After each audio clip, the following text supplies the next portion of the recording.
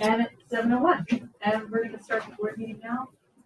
Thank you for your patience for those of you who are here for the audit committee meeting. We went a little over and we caught up. With this, we'll move to 1.3 on our agenda, the pledge of allegiance to the flag of the national anthem. I pledge allegiance to the flag of the United States of America, to the republic for which it stands, one nation, under God, indivisible, with liberty and justice for all.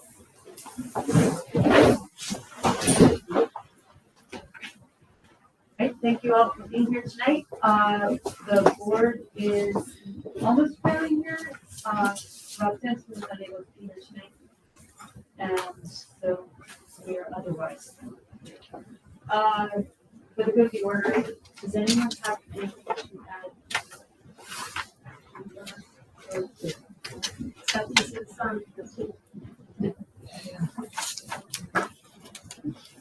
the groundhog is suggesting that if we could, right, hopefully I'll have everyone looking up on right, with that, we will move to 2.1, the opportunity for the public to be heard. This is an opportunity for the public to come forward and address.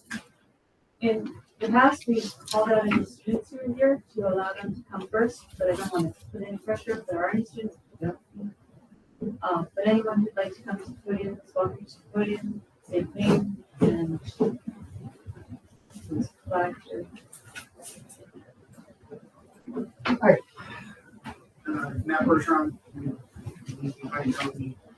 The reason I wanted to talk to the board this evening is because for the third time in less than 3 years, and I have to be correct on my math, we're seeing a resignation of the administrator on.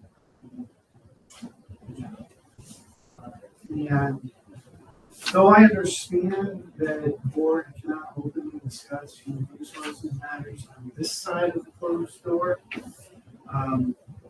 certainly can only speak for myself, but it's my hope and expectation that the necessary, hard, and quite frankly, possibly uncomfortable questions are being asked behind closed doors by the chief among those questions is why. As the district sets out to interview for a high school principal, it seems to me that any quality candidate is going to be asking the district why it's having such a difficulty keeping the administrator. And I sincerely hope that the interviewers are able to answer that question with candor and substance, and we'll be able to tell the candidates the steps that will be taken to address those issues that have resulted in the departure. Now, I want to be clear in saying that I'm not implying anything, I'm not pointing any fingers.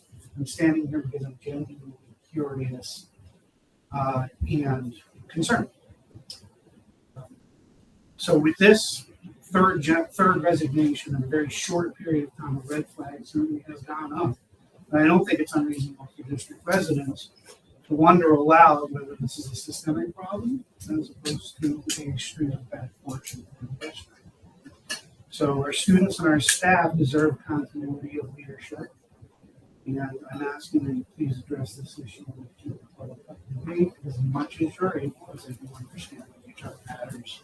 The resources matters to step behind closed doors. I'd also ask that to the extent that you're able to address these issues with the public, that is information that I think district taxpayers. Thank you for your comments. We appreciate it. Would anyone else like to participate and have the opportunity to hear?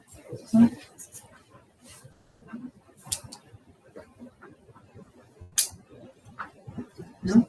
Okay. With that, we will move to the next item on the agenda. 3.1, the Equity Club update.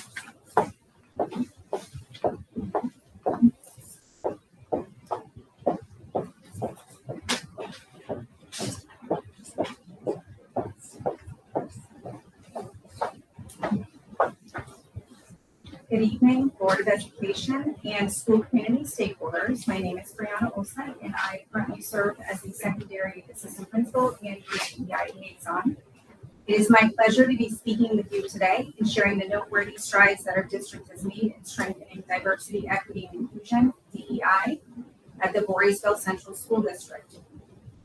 While analyzing data is an essential component of DEI work, including comparing various student subgroups related to topics such as attendance and course pass rate, our focus tonight will be on district goal number 5. Our goal aims to provide a safe and supportive learning environment that is nurturing and responsive to the social, emotional, and mental health needs of all students and staff. The topic of belonging is closely connected to this goal. According to NYU Steinhardt, belongingness refers to the quality or state of being an essential or important part of something.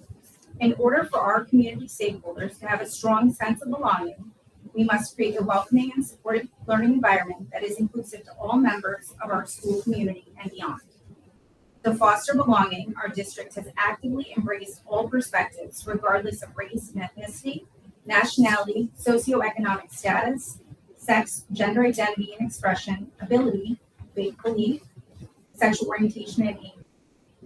This year, we are proud to have students from Voorheesville participate in the unique Capital District YMCA Black and Latino Achievers Program, a college and career exploration program for grades 9 and 12 that cultivates equity in education in the workplace by enabling African American, Black, Latino, and other minority youth to develop and pursue high educational and career goals. One of our students shared how much they value the program, stating, "I think the Achievers Program is good for our school, giving our colored community somewhere to go and feel comfortable." Additionally, our district has continued its participation in the Elevating Student Voices program. This program provides young people with opportunities to engage in constructive and open dialogue, to deepen their understanding of issues that matter to them, and to create positive connections with their peers across the Capital Region. One of the students attested to the effectiveness of the program, sharing, "Elevating Student Voices has been a great experience for me.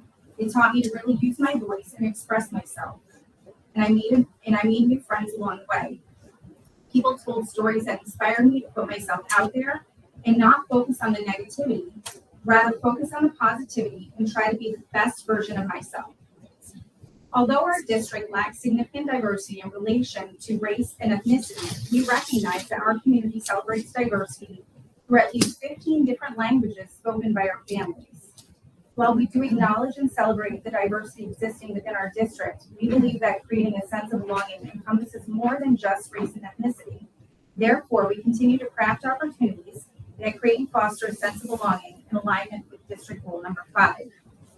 For instance, our staff is currently participating in social emotional learning for adults with a focus on establishing trust with colleagues and students. Also, students in grades K through 8 are taking part in the Second Step program, which develops social emotional competencies that serve as the foundation for positive and inclusive culture.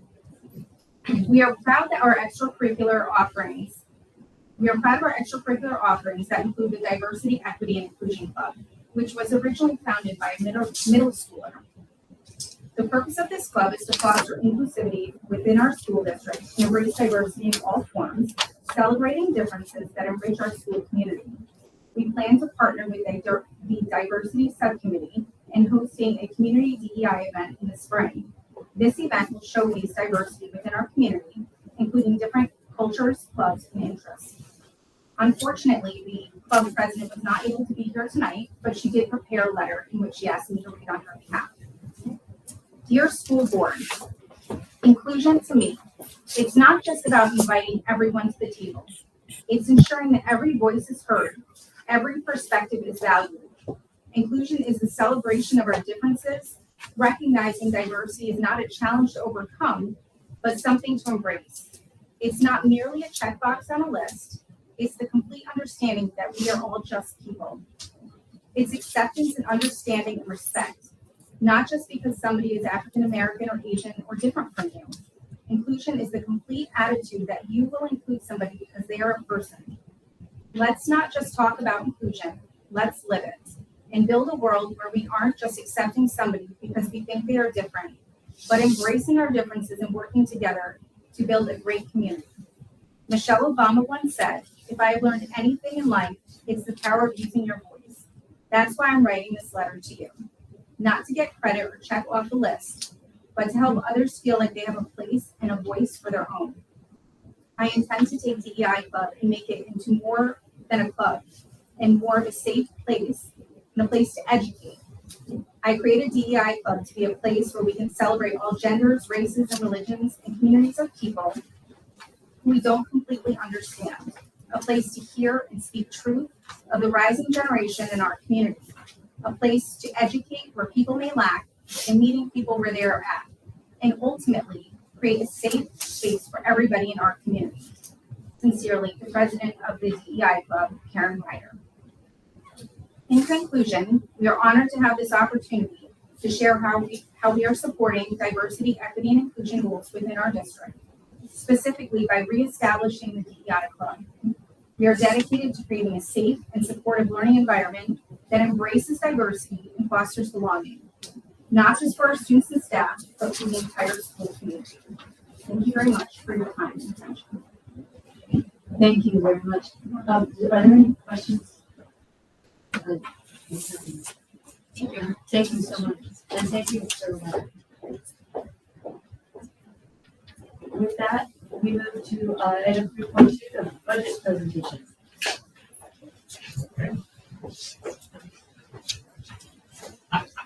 Yeah. Got it. Okay, good. I'll do it from here though. I lost the clicker earlier, so that's the joke of the day. So this is the first round of the budget that we craft. We're using now the governor's rollout here of what's been said, so that might change. As we know, I know that a lot of you have heard, and there's been a lot of conversations about some districts in the area losing funding and losing some of the safe harmless and hold harmless money that was given to them. So we're seeing major decreases, across the board. We saw a little bit, Jim can explain a little bit about it, but we're pretty much staying even of where we are. Other districts and neighboring districts might be seeing anywhere between $300,000 and $600,000 deficit. So I know there's further conversations going to be had as we've been talking to our legislators and going through it. This is again for a draft proposal. The legislators now have it, and now we'll see what ends up coming out. So again, this is our draft. And I'm going to kind of leave it to Jim and I to kind of co-present together. Okay, so our goals in creating a budget are always to provide as many sustainable opportunities, emphasis on sustainable, as possible for students, and adjust to our enrollment trends and realities. We know our population is growing. Limit the impact on local taxpayers to only what is needed, and create a fiscally sound budget that uses the rule of thumb that says, in a good year, you should spend about 97.5% of your budget. In a great year, you spend 95. In a terrible year, you spend 100. So we try to stick in that 97.5 range. If all goes to heck, it might end up being 100. But since we can never go beyond that, that's where we have to set it.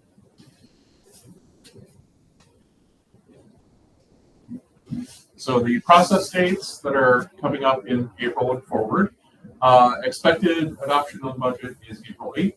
It could be sooner, depending on the legislature, but I don't know about it. April 22nd is the deadline for board petitions. 23rd, absentee ballots are made available. Deadline for the official approval is actually April 26th. That's the last day you can approve. May 13th, we hold our hearing, and May 21st, we have the vote and the board election. Highlights of our draft: we maintain funds for needed maintenance and upgrade projects at all buildings. That's $200,000 in this budget. In prior years, it was $325,000. We have taken care of some of the deferred maintenance items. We're bringing that back a little bit. This would include internal camera systems at middle school and high school, and other deferred maintenance items as they make themselves apparent. And $100,000 capital outlay project focused on the high school, middle school campus. We're not precise on that yet because there are a few moving parts that we have to make sure we can stick within the 100,000 and things like that. I also want to say that with that $100,000, this is one that we started a couple of years ago. So we started with the high school, went to the elementary school, which is now getting roofs that are getting repaired, and then now back to the high school again. This is aidable expenses. We do it yearly. and it kind of helps us kind of figure it out. One of the things that Jim kind of mentioned with moving pieces is we have to also look at how much things are out and how far away they are from bidding and how much it costs to order them. So if something's going to take 7 months to get in and our bid goes out in December, we might not have that done by July 1st when we're supposed to, so we might have to rethink that process. So that's when he's saying there's a lot of pieces. It's kind of like how many things are like delayed due to shipping and everything else. Jim, remind me, we talked about it in the last meeting, the drainage work at the elementary school is included in the capital Yes, project. So Yeah. And that, if we can get that approved by the state, we hope to bid for this upcoming summer. Continuation of funds for professional development for the new reading program. That's $25,000 specifically for that program, in addition to all the other funds we have for professional development. And as Jim mentioned earlier, we did increase some of the professional development. Potential staffing increase to address a noted area of concern and the growth of the district population. The details are on the next slide. And increased equipment expenditures for music maintenance operations and athletics to maintain and improve programs. What's the thing about equipment is it's called a non-contingent expense. Unless you have the money in there, you cannot spend that money on equipment. If you don't have the money in there, you can't move it from anywhere else. It's a quirk in the law, but that's how it works. So we're trying to make sure we have all the funds we need for all equipment items that we can potentially do. So one thing of this budget is making all current staffing, so all the staffing that we've been able to increase over the past 2 years. And that includes the COVID money that we now have taken in and made that part of the general fund. That includes all of our current staffing that we currently have. A few years back, we had a conversation regarding SRO. And last year, I did a safety audit with the board, and I said I could not recommend an SRO at the time because we didn't have an assistant principal. Now we have an assistant principal put in place. We've done all of the mitigating factors. The last mitigating factor that would be out if we were looking to have an SRO would be an SRO. That is a board decision on if they want to complete one or not. But if you wanted to have one and have that conversation, you do have to pay for it. It does have to be put in the budget. So, I'm giving the opportunity to have that there as an earmark for the board to have a conversation on it. We did have one in the past, and it was cut due to budget concerns. So then this is just kind of bringing back up that conversation, kind of close out that conversation that we had last year. I did give out a survey out to the staff and students. As you can see, this is high school students. If we were able to financially have a school resource officer, 237 responses from grade 9 to 12, 78% said yes, 21.9% said no. If you were fiscally able to do it in the district, have a school resource officer for staff, 13 responses, 77% said yes, 23% said no. That's enough for us to be able to say, let's put a benchmark or an earmark into our budget for that, and have the board have that conversation moving forward, if that's something that you want to pursue. Frank, Yeah. how is the survey conducted? I gave it out to staff multiple times at principals. It was a Google survey. Also for staff, we had printed surveys given out to our custodial staff, transportation staff, and food service. A lot of them don't utilize our computers a lot. So they had paper surveys that then were given to Jessica. Jessica then put them into the survey so we have to know that. The high school one was given out by Paige, our student board member, to Mr. Glad. Mr. Glad is our social studies department chair. He gave the opportunity to the students in social studies classes for grades 9 through 12 to be able to do that. And the question was worded as we're seeing it. Correct. Yep. If the school would be able to do so, would you want a school resource officer? It didn't discuss what it is to have a school resource officer, what the options are, what are those things. It is literally, do you want one or do you not? That was the question that was asked. And there were no other questions about. The other question was asked if you had one, where would you want it? Would it be at the high school? Would it be at the elementary school? Or would you want them to split their time between the two campuses? Those were the two questions that were asked. Do people know what a school resource officer does? There's a lot of common conceptions of what a school resource officer does, and this was just to get that understanding because, again, people know one thing or another. So When they answered that, did they know? I would imagine they would, yes. I personally, I don't know what to do with this data, to be honest, because it's kind of in a financial vacuum, but it's not explaining there could be a trade-off or a consequence. Yeah. It's kind of like, hey, we have all the money in the world. Would you like this? Would you like that? And I understand maybe why you worded it that way, but I just don't know what you take away from this. Like, it's not telling me personally that 70% want one if it's at a cost of something else. You know, Currently, at this time, there's nothing else on the table at the district unless the board wants to look at other options that we want to put into the budget in place of the SRO. We well, can we had explore that. talked about budget priorities in a prior meeting and several things. Yeah, there was a conversation of December. December, we talked about priorities and we looked at older priorities. And I believe we've been able to meet those needs of the district. And the curriculum committee was talking about opportunities for coursework that, And we've been able to add more electives and have more conversations regarding that as well. We talked about language. The language teachers, as we had that conversation, if the board wants to add another social worker guidance counselor, we can. We looked at those numbers before. Again, you could take the SRO and you could say, no, we're not going to do an SRO. You'd like to explore a social worker guidance counselor option. That is fine. That is in the board's, purview to do so. Again, I'm giving you the opportunity to have a conversation and move it forward. But when it comes to curriculum and funding, we have those conversations that are performed language. At this time, there were no recommendations from them to move forward with any other additional staffing. That's why I did not put additional staffing. So the budget was developed with teachers' input, with the department chairs' input. Sorry, who didn't want any more stuff? At this point in time, the foreign language teachers did not say to put another staff member into that position. Foreign language, They just want to add another language, not at this time. even if they're not teaching.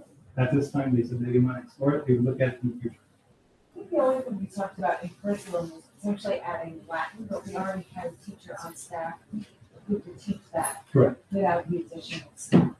Adding a foreign language teacher at one time, you have to phase that in over a period of time. So 2, 4, 6, you're adding it in. At this point in time, they didn't see the need of that, and they wanted to continue to further explore other options. We're going to continue to revisit that over the next year.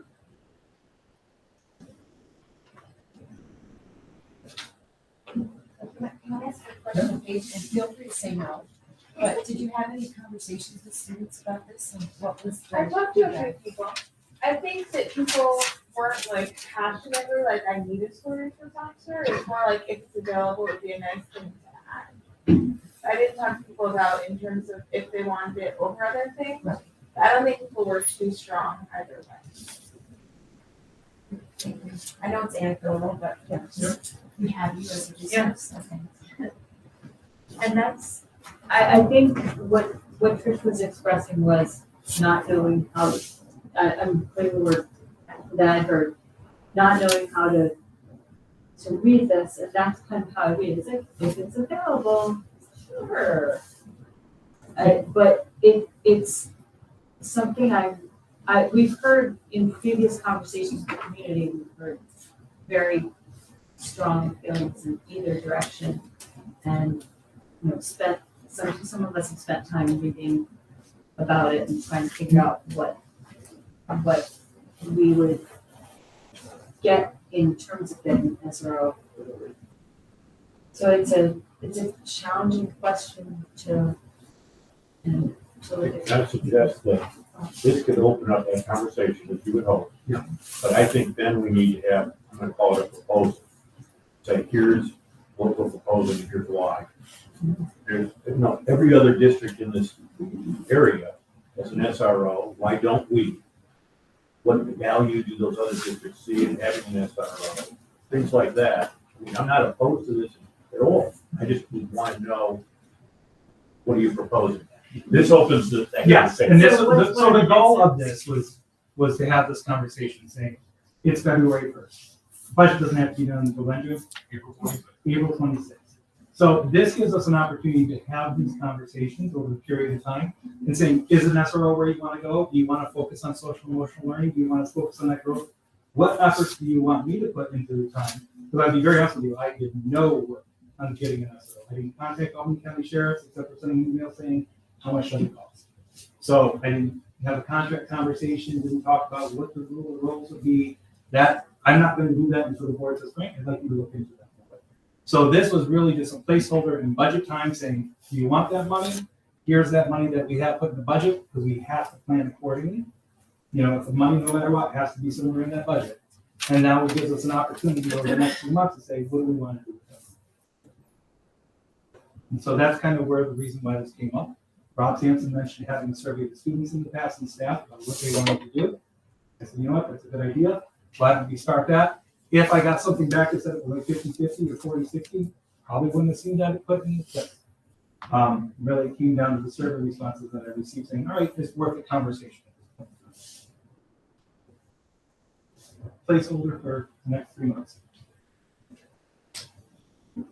Anything else on this? Or? I think it's a conversation we should have. Any other thoughts? I'll just say, based on the discussions that have taken place over a number of years on this issue, this data is not consistent with the way I thought the community was leaning on this issue. So it's a little surprising to me, but I also think that's how people responded, including our teachers and students who are in the buildings all the time. Yeah. And I think we have to, take it into account in figuring out where to go. Absolutely. I will be honest, I did not expect the numbers to be the way they were. But that's why you give out the data and figure it out. Thank you for asking the question. Okay, the potential vehicle propositions, of course, because one of them isn't real yet. 2 large 72-passenger diesel buses. We are planning to put those out for a vote. That's $346,000. Those are rated over 5 years with a transportation aid ratio of essentially 2/3. The potential for 2 large electric buses, the estimated cost, and we will look at the fleet electrification study shortly, is a little less than $1 million. There are programs to offset large pieces of that. The rest of it would be aided over 12 years of transportation aid ratio. That makes borrowing a little interesting. And I don't think the state really figured that out. But we'll cross that bridge when we come to it. That's the vehicle propositions. We're still discussing with our providers and with our electrification study partners what we want to do. And as we've alluded to, and as Jim mentioned a little bit, electric buses, there's a lot of conversations still going on regarding this. And I know that the legislation is still having conversations regarding this too and the impacts of it. And so is the electric company. I mean, there's a lot going on here, but we still have to plan and make important decisions in the future. So can I ask, Yes. last time we talked about this, I think there was a concern over availability of electronic buses. What are they? Electric Yes. buses. Like, if we were to go in that direction, are they even available for purchase? So what we were told by our vendor, Leonard Bus Sales, who handles IC buses, I have to go back a little bit. When you purchase a diesel bus, you say, yes, I like it, and that's in December. And they start putting it in the queue for you. With electric buses, they're not doing that. They're waiting until you have an approval from your voters and purchase order in place. So that moves it out to May, June, if it gets approved. And then it's essentially 11 to 12 months to actually receive that vehicle. So it's a little longer process, but they do seem to have capacity because they do have to ramp down the conventional buses, so they're ramping up the electric. And when do we start paying for it? When we order it or when we get it? When we receive it, we actually make the payment to the bus vendor, and then that's roughly about 5 days after we've borrowed the money. So then you pay it when you're out of the first payment. So that whole thing kind of gets pushed Yes. even more. How long did the diesel buses last?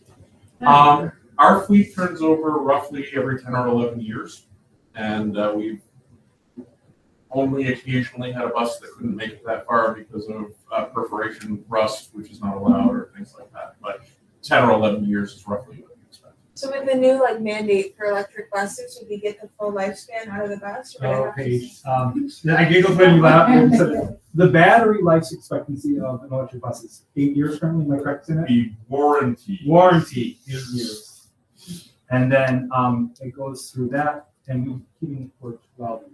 So that exponentially will wear down that battery charge, and that's people really aren't sure exactly what that looks like now. Some of those answers are going to be in the electrification site that we're going to talk about in a little bit too. So But it's much different right now in comparison to the diesel bus in comparison to the bus. That might change over time, and they fine tune that technology.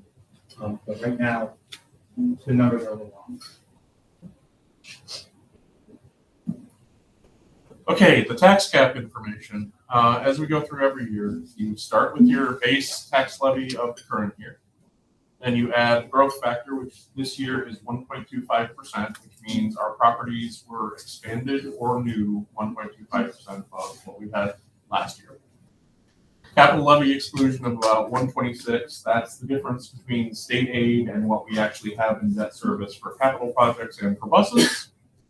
You apply the CPI factor of 1.02, even though it's 1.04.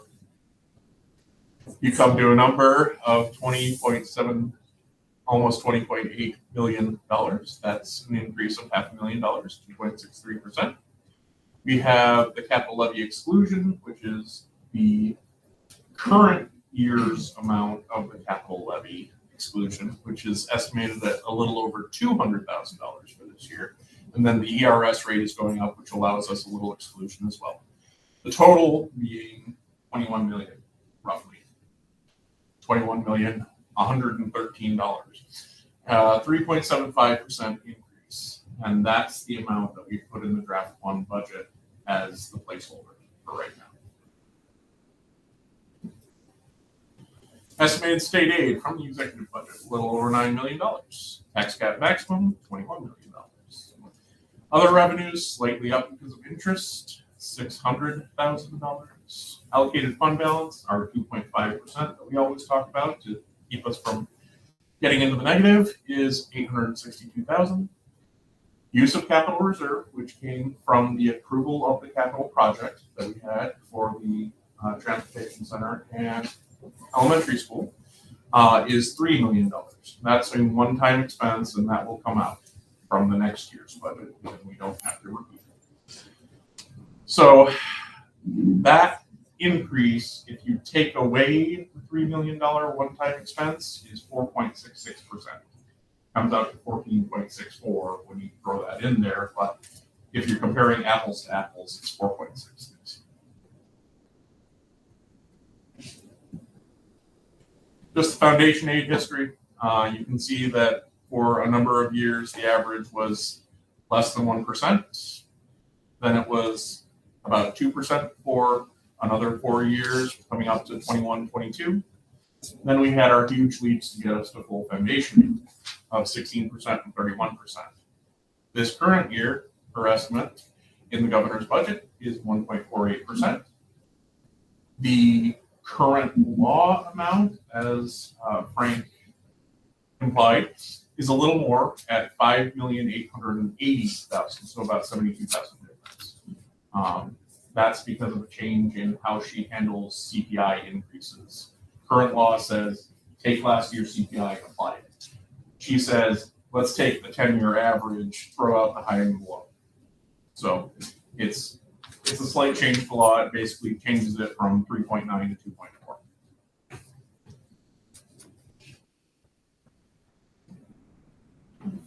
Again, the tax cap provides a strong disincentive to reducing taxes. Full foundation aid was only achieved after 16 years of it being in effect. And we don't know how long this period of it being fully in effect will last, to be real honest. 16 years.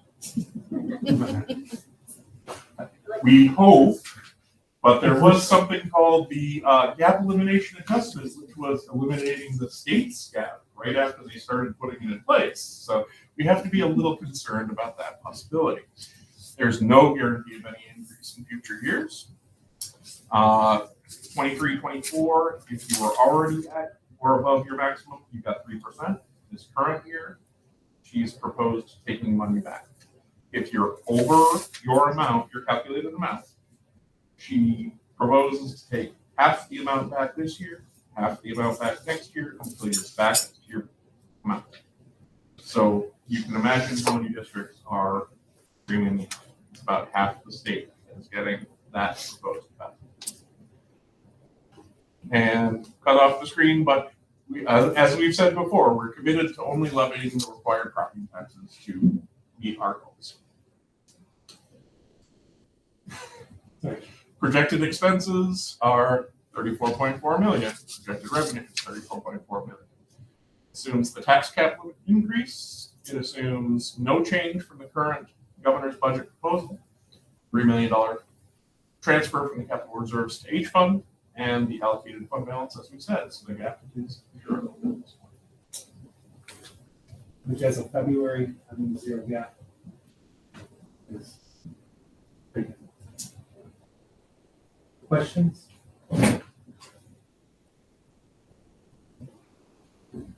Thank you guys for putting this together and staying on top of it in this position. All right, with that, Kate, would you give us to remember? A few things. The Science Olympiad team competed in their regional tournament this past weekend, and we won the Small School Award. So it was really great to see that we were able to have that club because it was almost staffed this year, so that was exciting. Also, Dollars for Scholars hosted the talent show for elementary school students. It was a night full of amazing performances. It was really cute.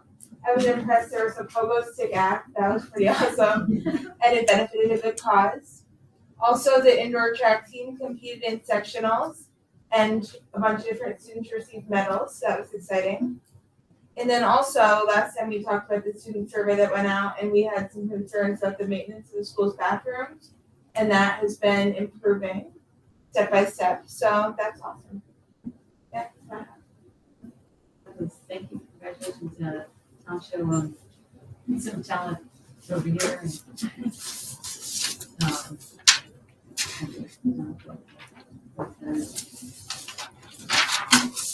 Right. So capital projects. So I want to talk about a few capital projects because we have multiple going on. We talked about the $100,000 capital outlay project. We do those every year. We actually had the kickoff for that today. And that is to take care of the elementary school roof. Now, they've been doing some roofing extra down there already, having an outside contractor. This is a larger scale project. If you go into the elementary school and you look at the wall going up, there's a stairwell that goes right up the middle next to the cafeteria between the first grade wing, second grade wing, and the building itself. So it goes up to the 3rd floor. You'll see in the wall, you have water coming down, so it's kind of eroded away at the brick over time, and there's a diverter that's in there right now because of that. So that roof is basically needs to be completely revamped and revaulted. So that $100,000 project is actually paying for that roof. So that is actually where we're starting. That is getting done hopefully soon, but the kickoff was today. It takes a while. I know that people want to get things done quickly. With schools, I have to say, unfortunately, it's not quick. We have to budget it. We have to get them to an architect. We've got to get it to the state. It's got to be approved from the state. Then we have to bid it. So all those things take time. As much as we want to get them done quickly, there's a little process there that we have to do. Speaking of another process that we've done, last year we did our vestibule in our middle school. We made a secure vestibule. The high school does not have a secure vestibule, as you know. That went to state ed. That has now been approved as well. So we're working on getting that out to bid. We're trying to get that out sooner than later because, again, we don't want to wait on getting all the projects that we want to get done this summer. So we're going to make sure the windows and everything we need is in that time.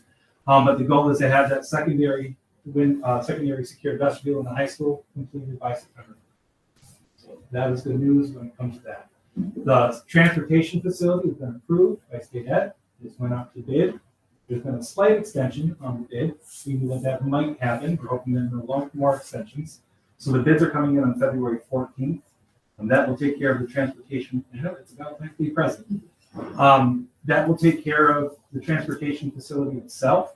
It has nothing to do with the elementary school and or the elementary school campus. I just don't want people to get confused with all the other moving pieces that are happening. When that is done, we'll get that up started. Hopefully in like early mid-spring, we can be able to break ground on that. As Jim alluded to and said, the elementary school is at state ed. We're waiting for that approval. We're hoping that gets approved sooner than later, so we can take the site work, make that a secondary package, and start that site work early, meaning starting this summer. So that's where our capital projects are. There's a lot going on. There's a lot of maintenance that we're trying to upkeep and keep the buildings back on track. And so I think we're making a pretty good dent on a lot of those things. Frank, if the site work starts over the summer, no programs like Kiwanis lose access to Yes, stuff. yeah, so almost all the buildings will, because we're not sure, it's a large amount of site work that they're looking at doing, so we might not even be able to be on that campus for a while, depending on access. So we'll have to move our special education summer school up here. Kiwanis may not have access to it down there, but it's one summer of heartache for 20 years and 30 years, hopefully, of good issues with our people. Playground, again, it's going to all depend on the site work and how they map it out. I don't know how they're going to barricade things or not, so that all is dependent. So, don't know that answer. Thank you guys for staying on top of that. A lot of logistical. So the calendar, it's on the board agenda for February. That's actually early for us. So I'm actually surprised that we're able to get it out there, but we met with the DAC, we looked at it. There's a couple things on this calendar that I want to make mention of that we talked about at the district advisory committee as well. One, if you look at the professional development days, to go along with our board policy, we've actually tried to schedule those along cultural religious holidays and services as well. So if you notice, November 1st is Diwali, and also happens to be the day after Halloween, but that is Diwali. The March Superintendent's Conference Day is also Eid al-Fitr. So we schedule it, instead of having it in the middle of March, we put it at the end of March to make sure that we're observing those cultural references for our students who may have community members in need of today's school in the place, as we do with Rosh Hashanah and Yom Kippur. Also Lunar New Year this year. It's a state mandated holiday for students. So we'll have that off this year as well. If you notice, we've taken away some of the half days. That was a conversation that was started in the district advisory committee as well, as how that impacts our families and communities.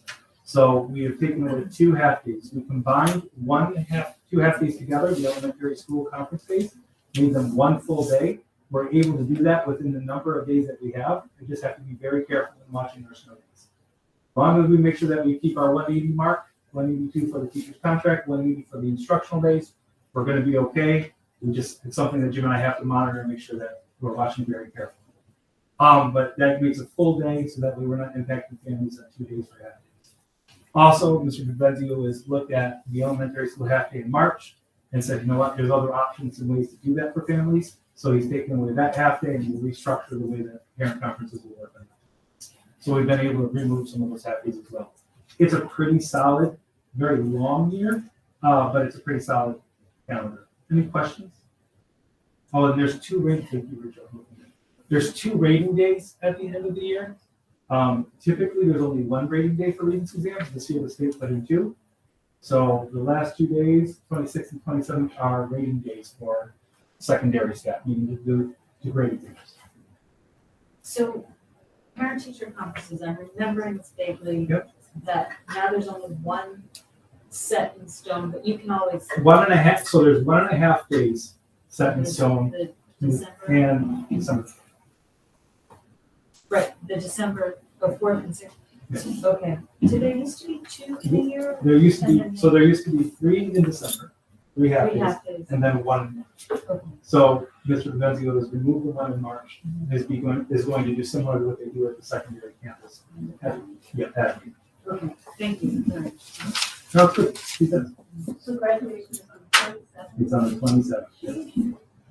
For kids. Like I said, it's a long year. Can we get rid of those days in the snow contingency days? Should we do that or not? So We're stuck on here. so we're stuck on the readings calendar, so you have to go by the readings calendar. They don't like going away for the summer.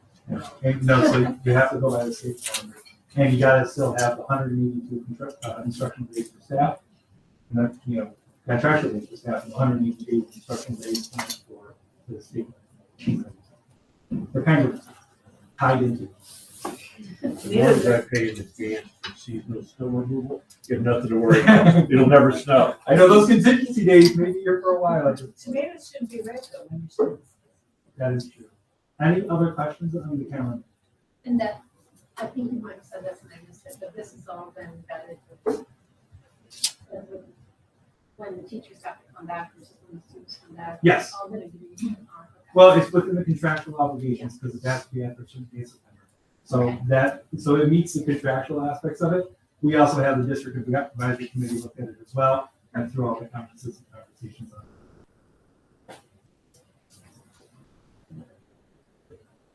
And also it's February, so we can all keep changing. Yeah, great. But no, we went over this one a lot of times. We're hoping that it's spot on. We check the numbers, we check everything. And we put a lot of time making sure that we meet board policies and also, you know, acknowledge the constraints that we put on our family. So the first week of school, there's the 2 days and then there's a full 5-day week. Yep. That's gonna be a long week. Okay. I'm not saying that you did it, I'm just saying, oh, It's really it's gonna be what it's gonna be. And one of the things that we're looking at too is the 2 days at the beginning of the year. We're looking at partnering with our neighboring districts, so Bethlehem, Bethlehem, Vernon.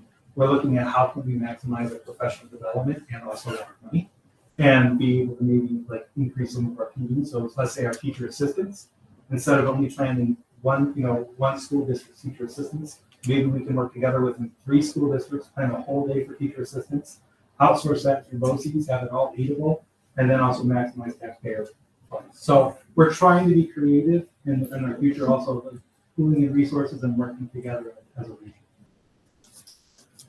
That's still work to be done on the calendar. That's in professional development, but I did want to share that with another component. Okay.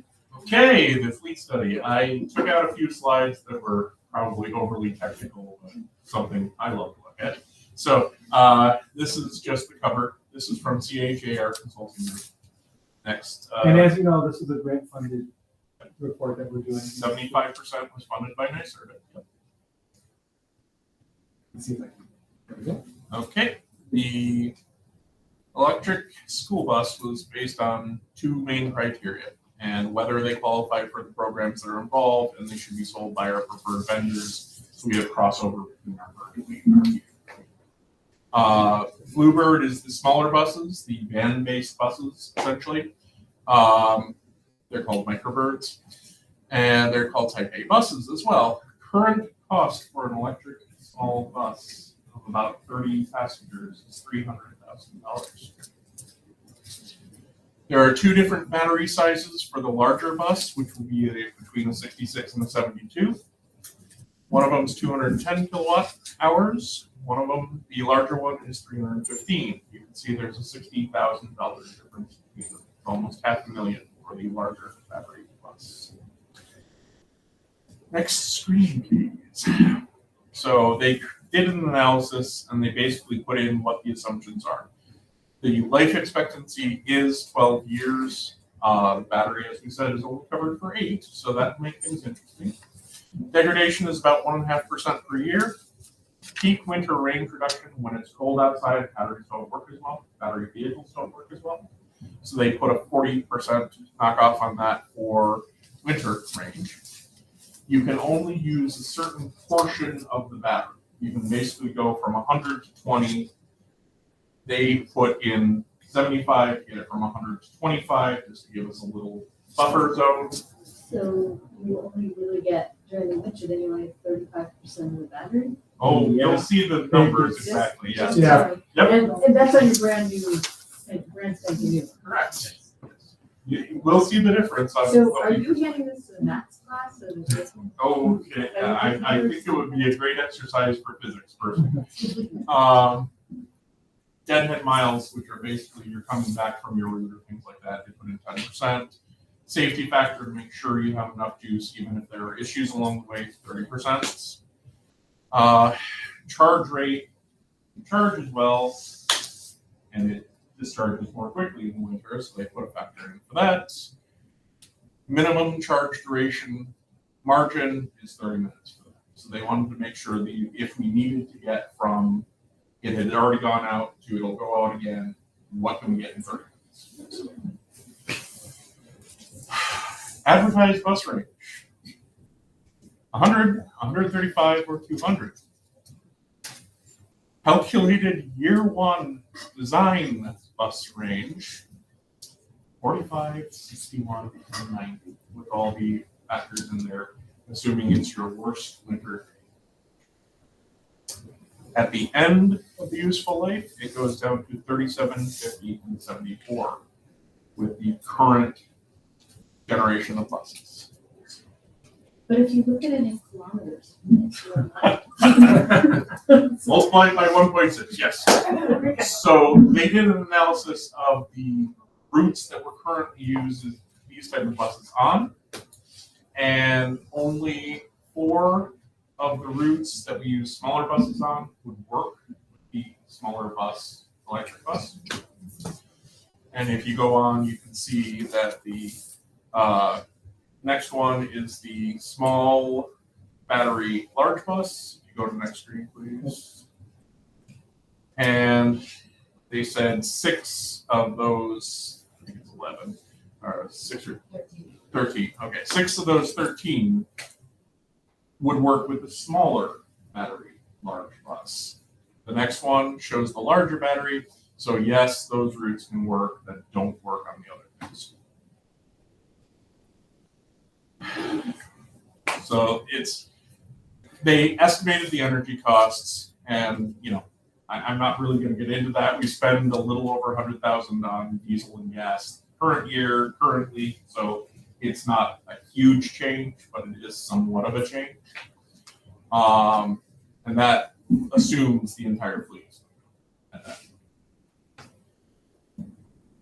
School bus incentive program for a small bus. Their goal is to try to offset some of the difference between a conventional bus and an electric bus when you're purchasing.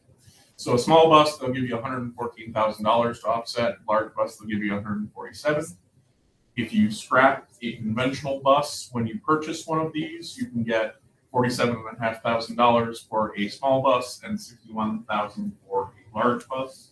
What that basically means is you have to cut holes into the engine block and you have to cut the frame rails so that no one can. So as you can see, it's a little over $200,000 offset on a large bus. Cost of $480,000 or $420,000. That still doesn't quite bring you back to conventional, but it's a lot closer. And there are, because we have fleet electrification plan through this study, we actually get more for covering the infrastructure costs for putting in the charge. So that's a nice benefit there.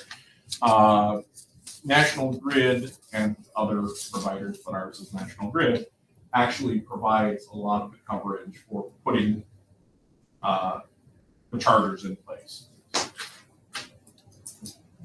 That's the Make Ready program. And that was it. And those are our consultants.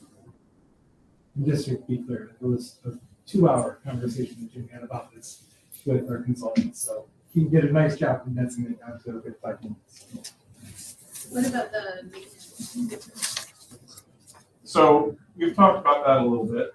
One of our mechanics actually worked with the electric fleet at CDTA. So he has a little bit of experience, but it is going to be the responsibility of our vendor, IC Buses, through Leonard Bus Sales, to train them up. And they can either do that on site with all 3 at the same time, or they can go one by one to do training at their actual main facility. So One of the issues with some talking to my colleagues who have electric buses now is that a lot of times when an electric bus does maintenance, it can't be done on site. So they have to transfer, so you're down completely a route for a while, or down a bus, so you have to have those backups.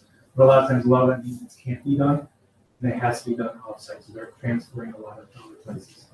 But they they didn't estimate a difference of maintenance costs for the diesel versus the electric. Not significant because there are fewer moving parts, not significant, but there are fewer moving parts. And they're all transferable from two types of buses. So as far as, fares and things like that, no significant difference. The batteries. Shouldn't it be need for like PPE for mechanics working on it, or they're not gonna be able to work on the things that would. Generally, they won't be able to work on the battery portion of it, but they'll be able to work on everything else, which is fairly similar to conventional. If we had a bunch of kids who needed to get to a volleyball game in the winter and chat, they would not make it. We've had those discussions. One of the things that a lot of business officials are talking about is how do we set up coach contracts? Because they don't have to follow the rules necessarily if they come out of, say, Massachusetts, technically. Again, I think this is when I kind of alluded to the fact that legislation is still, legislators are still having conversations, there's a lot of work being done on this. We know it's gonna happen, we know there's gonna be a shift and move for districts and everyone else to move to electric buses. That's gonna happen. Us building in our infrastructure now, we're very fortunate in comparison to some other districts where they don't have the ability like we do to be able to plan that. But it's going to happen. The goal is happen with moderation, happen with the ability for a district to maintain its routes, be able to do all they need, and have some flexibility. Right now, there's a lot of rigidity in what has to be done. So as long as there's some flexibility, so we can move forward in a very slow pace that meets the needs of our community and our funds too, because it's going to be a much different price tag than $600,000 for a referendum or $1.2 million for a referendum. That will be a little bit of a change. But we're hoping things will slow down a little bit, just give us some time, but we're planning in our head to begin making and get us to where we need. And also knowing that the technology will hopefully get better and better and better. So that's all we can hope for at this point. So by the time we transition our whole fleet, we have a lot more capability than we would have right now. Any other questions on electric bus? You might have to cold days on the county. Well, and the funny thing is, they sell diesel heaters for electric buses. I think that's kind of funny. They do that. So. Which is legal, by the way, which the state does not have a problem with. Let's just note that. Well, I had heard if you warm up the batteries, that we improve the one. Yeah, I've heard a lot of different things about them, and I know that there's places that are finding successful right now, Right. and they're working, but they're also finding a lot of issues that they're trying to overcome. So I'm happy that we have colleagues that are doing it for us. And I joke with them all the time, saying thank you for figuring out the bugs. But it's moving forward, and I think again, like I said, the district has done a good job planning for the future with our transportation facility, doing this, making sure that we're easily moving forward. It will change as time goes on. And there's routes that we can make and can make sure that we maintain with an electric bus. If there's any other thoughts about that or questions, there's the opportunity for the public to be heard at the end of the meeting. Oh, and one more thing before we just go on that I was just added. There's been a lot of conversations right now between our administrators and our science teacher and the high school department chair about solar eclipse and what to do with the solar eclipse. So we're really not sure. They're still working through a lot of different options of what they may want to do or want to do. So the department chair is working with our principals right now and figure that out. We did look at the liability aspects, just so you know. I went through, there are districts doing field trips and there's a conversation about that, but it really is getting the right eyewear that we need for that. We have our students doing it. We also knew, kind of the reason why I want to just preset this is that the peak time is 3:26, and that is right at elementary dismissal. So I kind of want to put that out there right now that we may be looking at a change in dismissal time, just to make sure that we're safeguarding our students' eyesight, making sure having 600 elementary school goes out and say, "Don't look out." Good luck on that. It might not happen. So I just want to preset you and have that conversation on that we may be switching the time frame just to accommodate those needs of our kids. Early dismissal for Eclipse Day, just to safeguard. You know what? Our number one goal as a district is to make sure that we mitigate all possible issues. And I know it sounds crazy, but that's an issue that we want to make sure that we plan for and appropriately address. I want to put that out there into the universe for you to know. That's it. That's a great topic. With that, we'll move into the next portion of our meeting. Item 4.1, minutes of our meeting in January. Would anyone like to comment or have any questions about this? I just caught one thing at the end. I think we have a motion to adjourn by Ms. Willoughby, seconded by Ms. Willoughby. It was very unanimous. Yeah, and very unanimously. That was the only thing. I'm okay with it being carried. With that change, does anyone remember who seconded? I think I did. With that changing, would anyone like to move to accept these minutes? I will. Would anyone like to second? I'll second. Who's going to second? Barbara seconding? All in favor? Aye.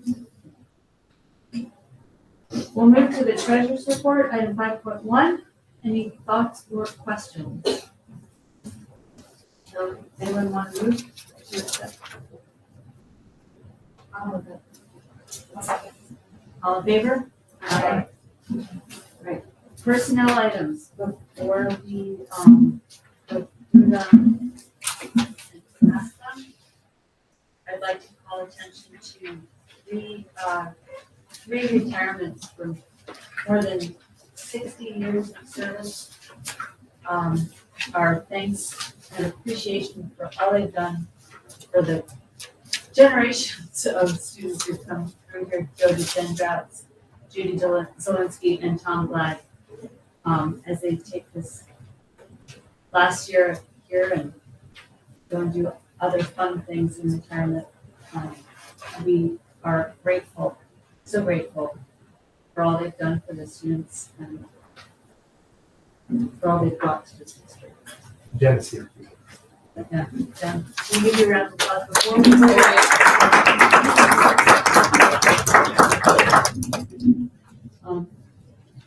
With that, are there any other comments or questions? Anyone want to move it? Second? All in favor? Aye. Thank you. 5.3, CSE recommendations. Questions or thoughts? All right, want to move it, anyone? I'll move it. Second? All in favor? Aye. Okay, substitute teacher appointments. Any thoughts or questions? Anyone want to move it? I'll move it. Second? I'll second. All in favor? Aye. All right, our colorful district calendar. Are there any thoughts or questions? Thank you for doing it, Frank, and thank you for all of the work you did to make it as inclusive and cover as many different scenarios. It's huge. A lot of moving parts. And I gotta say thank you to Jessica because she does multiple iterations of it. I can picture the whole wall of this. Sticky notes everywhere. So would anyone like to move it? Second? I'll second. All in favor? Aye. Audit committee. What did I mention? All right, so we had a very brief audit meeting earlier tonight. We had a presentation from Mr. Sapienza regarding the athletics program. We started out by reviewing what we had discussed in our November meeting concerning Title IX. And for those who didn't see the November meeting report here, we received some what I'll call Title IX education from an attorney who supports the district to sort of level set on what is required. So we just recap that, and then Mr. Sapienza presented some summary documents on the number of teams and the number of students we have participating in our athletic programs. And then also provided us with some information on athletic spending by sport and category. We also talked about things like uniform cycles, what happens when we have to do upgrades or repairs to our facilities. And we spent a little bit of time talking about, and really just more not getting into the weeds at all about what's appropriate for our booster club spending versus district spending. And that's an issue that we're going to take up in the policy committee on in our next meeting on Wednesday. And then Frank talked a little bit about future capital project and the work that the district is doing to plan for that. And it was at least, I think, 4 years out. That's great ground, so yeah. Yeah, so, and that, of course, in any future capital project, I at least hope would include some athletic spending. And then we went through our regular items, including minutes, claims auditor reports. Our claims auditor has identified 8 exceptions thus far this year, amounting to 0.08% of our total warrants, which is incredibly low, and we certainly appreciate all that work. We went through our function level status document, which captures what we've spent, what we plan to spend, and what we've already encumbered. We're doing great there. We have nothing to report. And we covered the school lunch profit and loss fund. We were almost in the black for the month of November, which was amazing. We did have a supply chain revenue payment of $37,000 or so. That brought us almost to even. We know that we'll be in the red again as we move through the rest of the year with some short months in terms of school days. I think that's it. Awesome, thank you for sharing on top of that, and thank you for organizing the presentation, the continued conversation. Yeah. Thanks to Mr. Seppings. And just one other thing, for those of you who may have been here to see that, the meeting was recorded, we'll get it posted, and then the documents that were prepared will be sure. You're on. Perfect, okay, great, thank you. All right, curriculum. Okay. So we really just discussed 2 main things. Primarily was the ability to increase electives that students can take. Because I've brought up in the past that sometimes juniors and seniors might have some space in their schedule, which is not a unique issue to Voorheesville. So we looked to see, is there anything that could be added so students could fill it in with something meaningful as opposed to simple. And so it really comes down to, first, do we have teachers available to teach electives? So that would require first a teacher wanting to teach an elective, wanting to pick up a 6th instructional period, and that would mean also some type of stipend increase since it's primarily 5 instructional periods. So the 2 of possible electives discussed was Latin half year, because our new the district Spanish teachers also dual certified in Latin, and also digital media. Something else that we discussed was, is there a possibility to maybe somehow partner or work with neighboring districts like Knox Westerlo to see if there's anything that we can do to again help increase our offerings. And the other main thing we talked about was furniture, but specifically furniture for secondary level and not just basic furniture as far as tables, desks, chairs. It was more specific types of furniture that can be used, I will say, to improve or alter instruction for teachers. And in order to do so, teacher would have to request that they want this particular furniture because it is costly.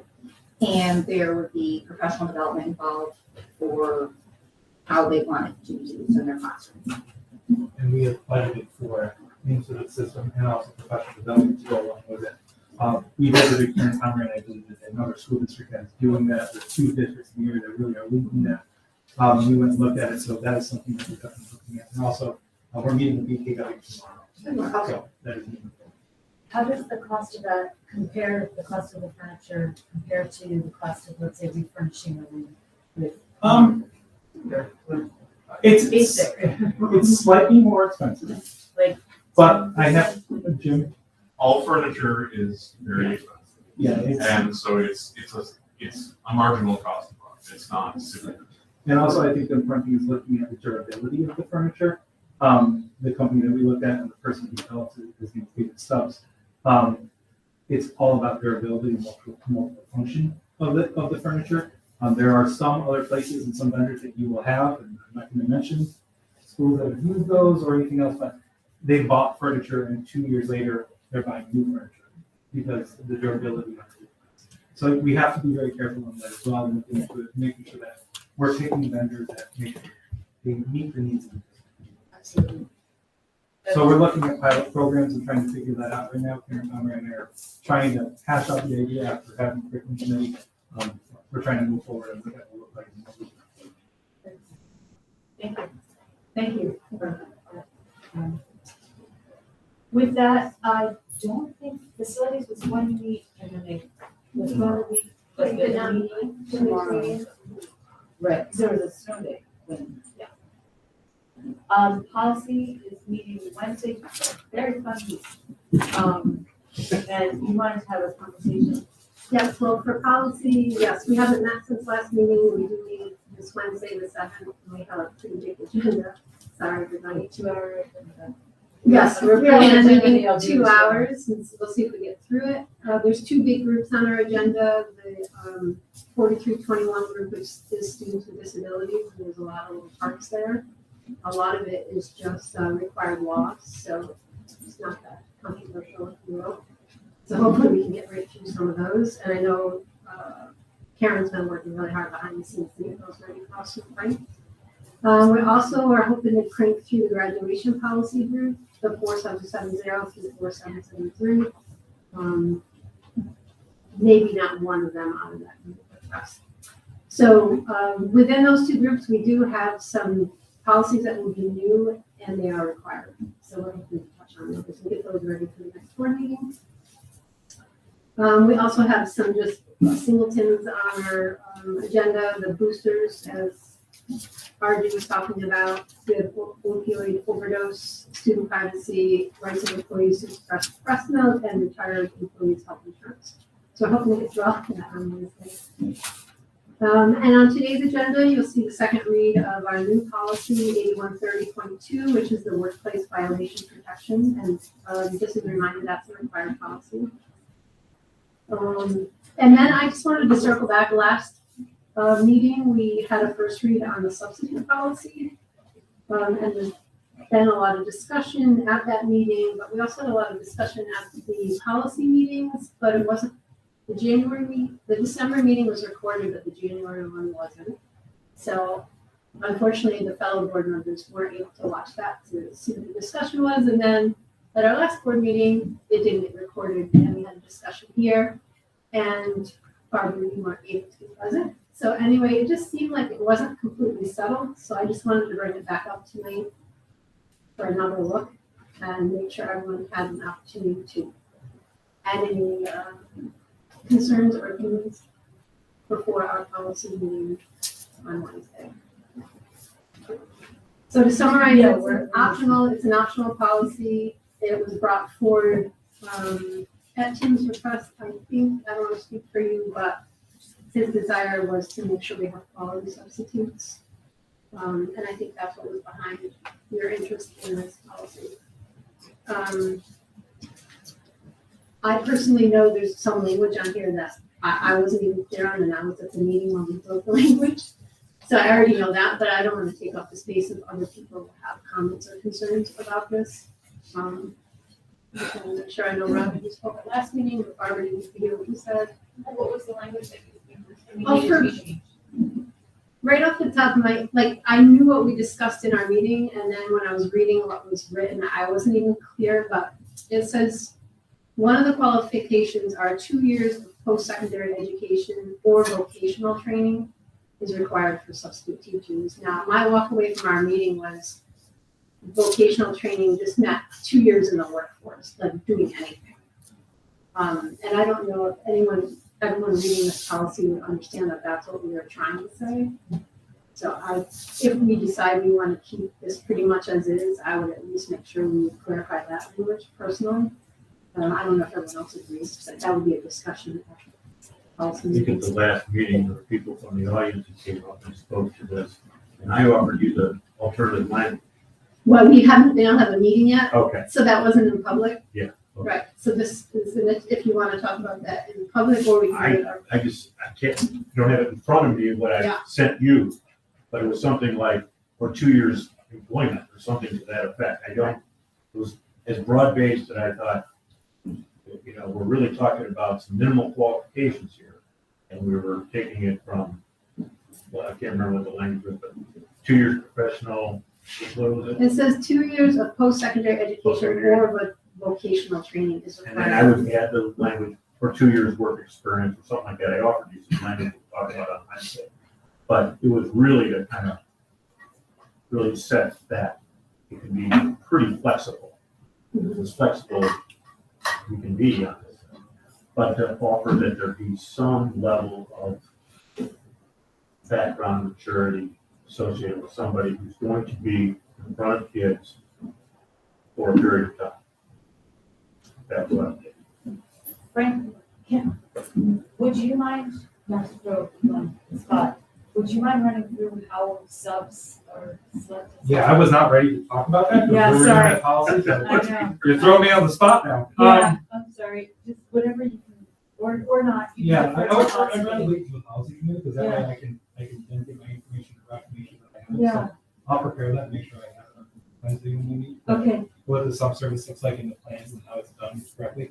I just wouldn't want to misspeak. absolutely, Right now, so- yeah, it just, Nor do I, but I just would rather not. I did offer some language I think really makes it very flexible. so, can I ask you a couple questions? I've got one in my mind and one that's like flashing. The first is, we have subs that have worked for us, like in terms of they've worked here and they've also worked out, like it's been a positive experience. If they don't meet those qualifications, let's say they don't have the 2 years, they're only 1 year out of high school. Would they be grandfathered in? Yeah, I think Frank, unfortunately, it wasn't recorded. Right. We I did have that that. analysis. We talked about this in policy a couple of times. Right. And that was one of our concerns, was we didn't want to potentially lose someone who's been employed with the district and. Currently, we have no one that would be negatively impacted by the scope of this. But it's possible that we could have, which means that, I'm just saying, is it possible that we could lose highly qualified subs that could go on to be teachers, that they're just kind of taking some gap years before they go to school, or whatever their life path is, but they could be highly qualified? I mean, I've met people who have not those two different qualifications, have just graduated and would be fabulous in front of the classroom. Maybe they've been camp counselors or something, but I'd be concerned that we, The other words, for 2 years work experience. yeah, that You doesn't can do work it. during high school. These are minimal qualifications no, for they're somebody not. who's going to be in a classroom with kids. I really think we gotta make sure that we have something in place that says there's a minimum qualification. We do though. I mean, there are Well, procedures we that. continue to erode it. If you don't, and Frank's saying, this would not have a negative impact on anybody anyway. Currently it wouldn't, but I think that we have procedures that are in place, and I'd be concerned that we would limit ourselves from hiring potentially great people who don't meet basically a certain age requirement. Because that's what if someone graduates at 19 now? And what if someone graduates at 17? So if it's an age requirement, that's one thing. If it's an experience requirement, you can have 2 years of experience but not be the right fit, and you could have no years technically within those two either ors and not be the right fit. So I think that we have a vetting system that provides possible options, and we don't want to exclude anyone. Subs are so hard, they're like hidden gems. They're like when you go and try and crack open these little rocks and find them. And they're so hard to find, to do anything that would filter them out before we get to determine if they're the right. We'll agree to this. Yeah, that's totally okay. A different perspective is great, and I'm just saying, I would be concerned with that, and I let the policy communicate it. And I'm gonna step back and say, I'm letting the policy meeting take it, committee go forward and take it. And Barbara, I don't know if you have anything to say. No, I just look forward to seeing what policy develops. That's my question. Well, the one, I just want to say, there's not agreement during the policy meeting either. So we don't, I'm the odd man out. I totally want quality subs. I don't feel like this written policy is filtering quality. It's just adding the qualifications, but I understand what you're attempting to do. I just don't see how this does it. And I don't love having the policy I don't feel good about.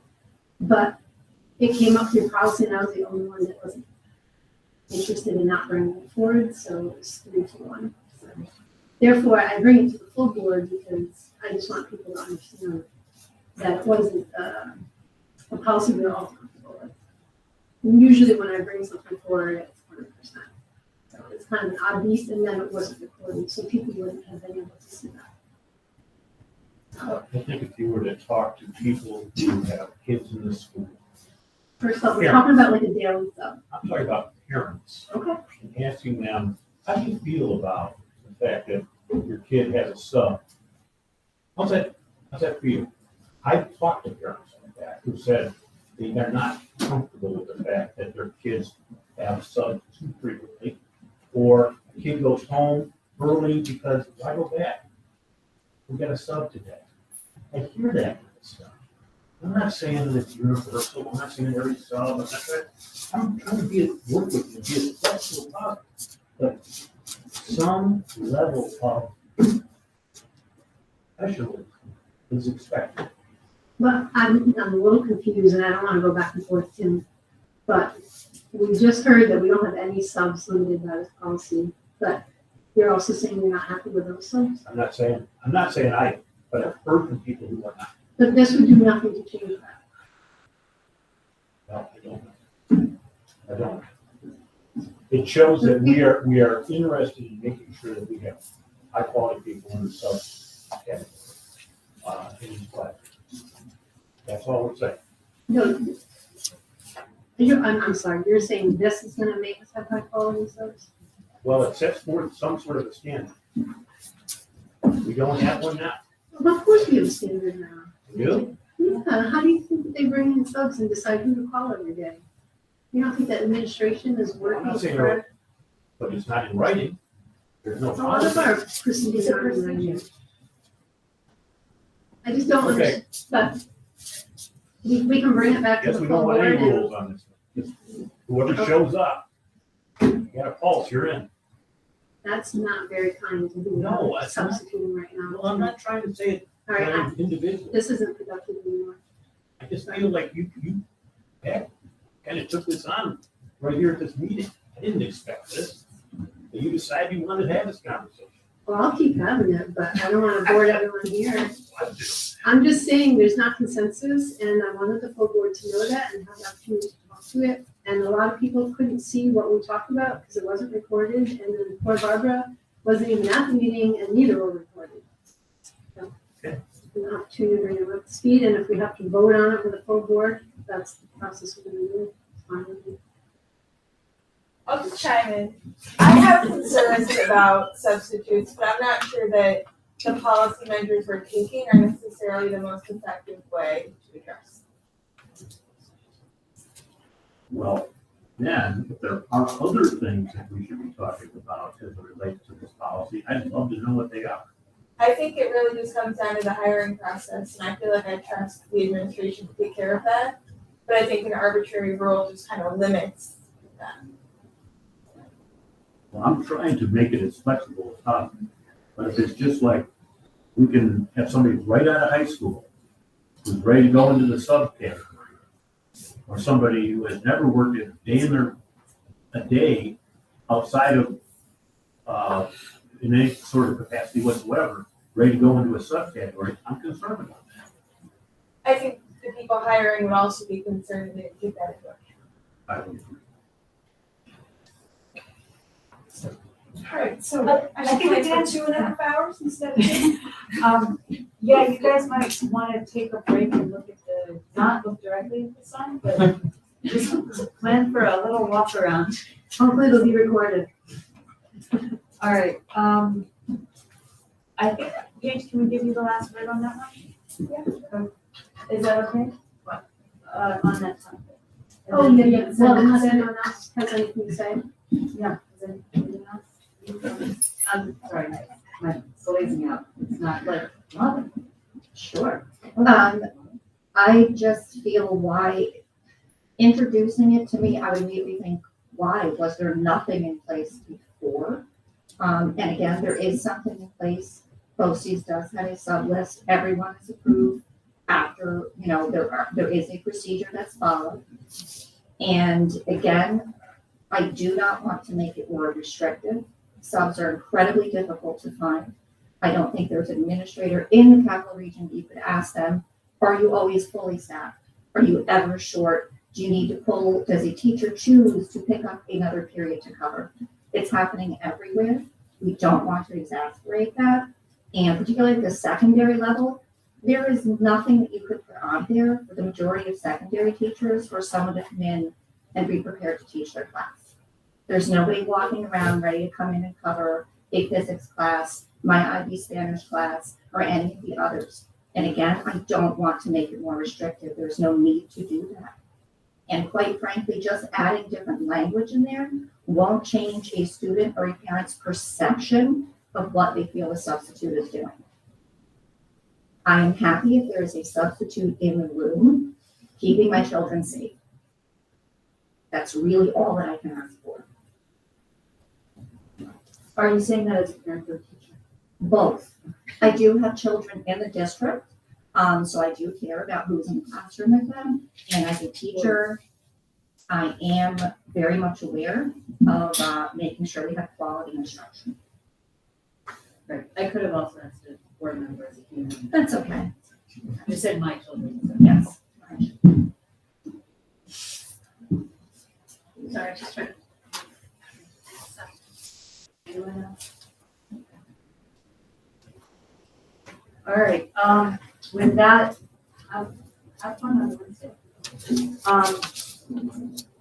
With that, we move to item 7.1, acceptance of donations. There are 2 items here. Are there any conversations or questions about them? Yeah. Thank you all for the previous conversation, though. It was very, would anyone like to move this one forward? I'll second. All in favor? Aye. Thank you, and thank you very much for these 2 very valuable, nourishing in 2 different ways.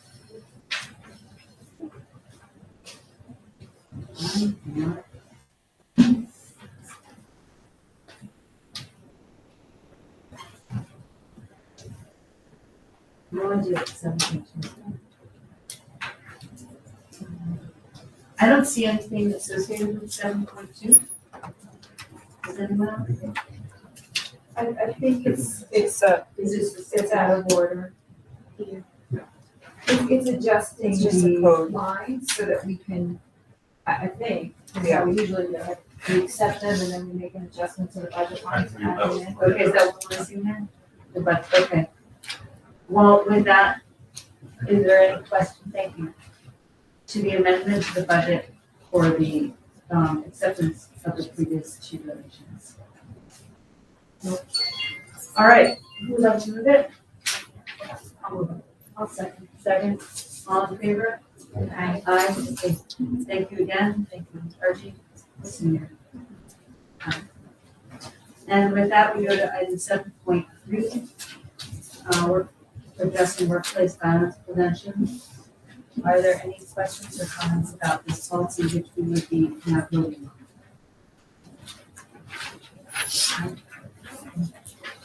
Anyone like to move it? Anyone want a second? I'll second. All in favor? Aye.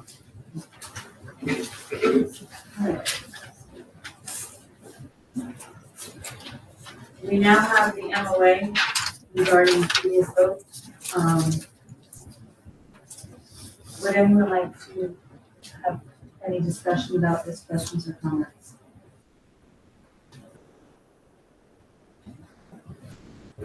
No? All right. Would anyone like to move it? I'll move.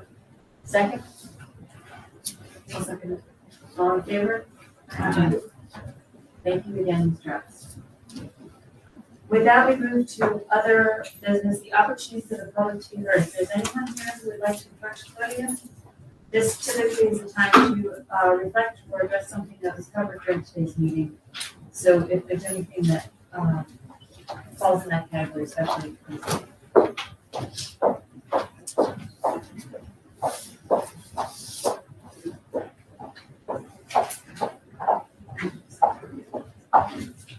Good evening, everyone. My name is Molly Breslin. I'm a parent of 2 girls in the district and a member of the Voorheesville Lacrosse Booster Club. And I'm very excited to hear the information was presented to the audit committee today. I would just like to, for those who don't know, the Booster Club sent a letter to the superintendent, to the athletic director, and to the board this December, asking for some of this information, asking for more transparency in the planning and the budgeting. As we all know here tonight, that budgets set priorities. Budgets tell the story of what we believe in and what we want to do.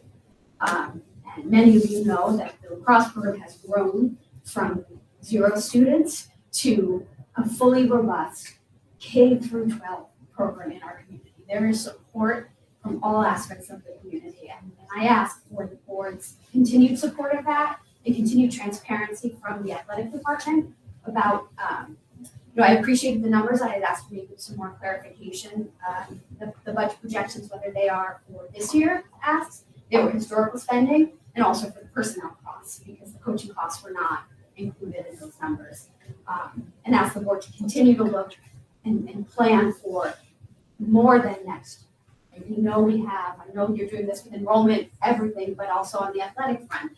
I also saw in the budget priorities that it was about sustainable plan.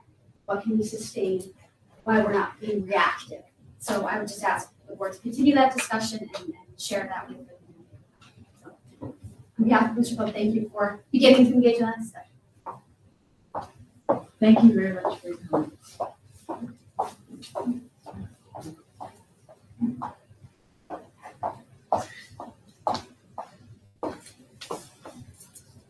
Hi, I'm Carrie Connolly. I have 2 boys in the district and a graduate of the district. I had 2 questions. Quickly, I was wondering on the athletic numbers. I know Title IX is a factor, and I wonder if the board discussed Title IX. I know that the law is that we need to make progress towards equality in boys and girls sports. And the last thing I heard was a few superintendents ago that we were making progress, but we're not required to have equality. And I feel like, why not? Let's have equality. So it might be helpful in those numbers to look at boys versus girls, because I saw that there were like 5 fewer sports for girls in school than there are for the boys. I didn't break down the numbers because I just saw them a little while ago. But the other thing I want to talk about is the SRO.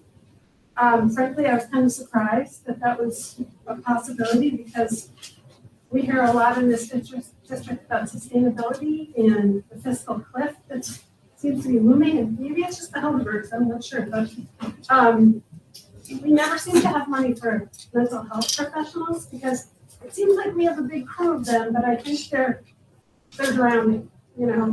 If you have a student who has been looking for a therapist privately, you know that kids are struggling right now. There's a lot of mental health needs. I think that would be a great benefit to students in our district.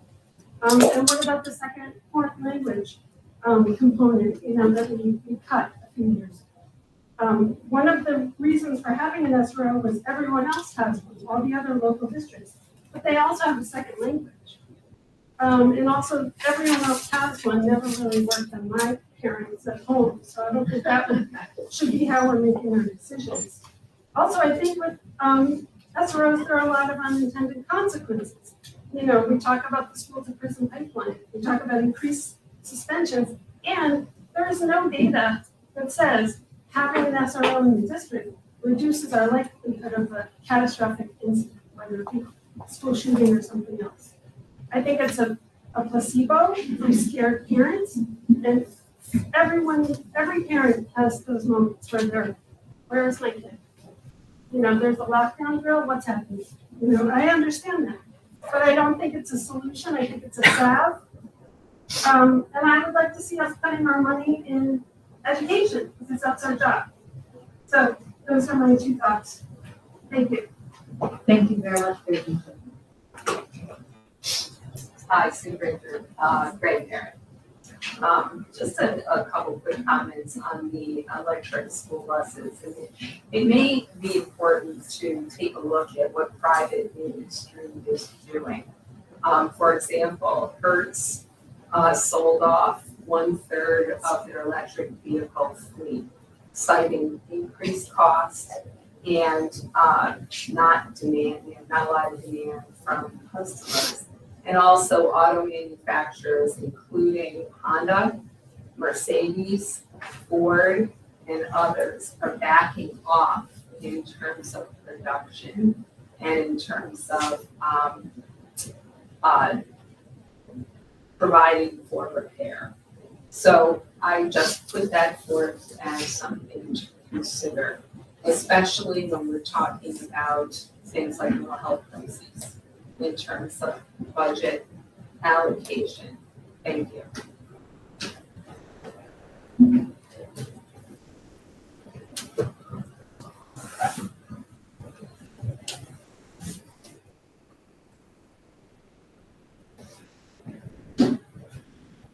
So I'm Jen Drowse, middle school principal. And I am pleased I was able to get here in time this evening. I do have a letter going out tomorrow for the community, but I certainly wanted to thank Frank and all the members of the board for giving me this chance to retire a little earlier than expected. But for the record, it has been 32 years, so 32 all but one professional decision that I've made 20 years ago when I chose to move districts. I have made for my family. Anyone who's in education better be there because they want to make a difference and in the lives of their community and the children that they work with. But ultimately, it is your family that you have to put first. So that's where my piece came from. I can't thank Frank enough for understanding that and supporting it and speaking to you folks about it. And you supporting it for me. Believe me, I understand that it's probably not the best timing for the district to be back looking for 2 secondary principals. But, you did pretty well 9 years ago. So when we hit that part. And I'm confident that for the middle school that we will find the person that will be middle school centered and stay and have that consistency. So I appreciate you putting, your thoughts of me as a person and my family first. And that's what we always say, but it's not always what everyone actually acts, because I do understand the position that puts the district in. I said to Frank, so I just made it over here and to the community publicly, I will do whatever I can to help transition the new person, not only in my position, but in the high school, even after I'm done, because, I already picked the open house date for next year. That's totally true. Totally true. Like we talked about college, it's mine. And here's my date, and, but I thank everyone's support on that. I know it's not easy for the community. And believe it or not, it really has been 9 years that I've been here, so It's not like it's an overnight change. But I just wanted to take the opportunity to say that. Thank you. Thank you.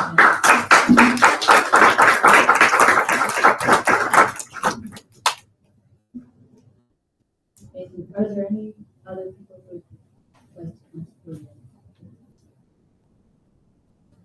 I just want to take a moment to acknowledge what's stated in 2.1, where there's the first opportunity for the public to be heard that the board does not address specific comments, but if you do have need for follow-up, please give us your contact information.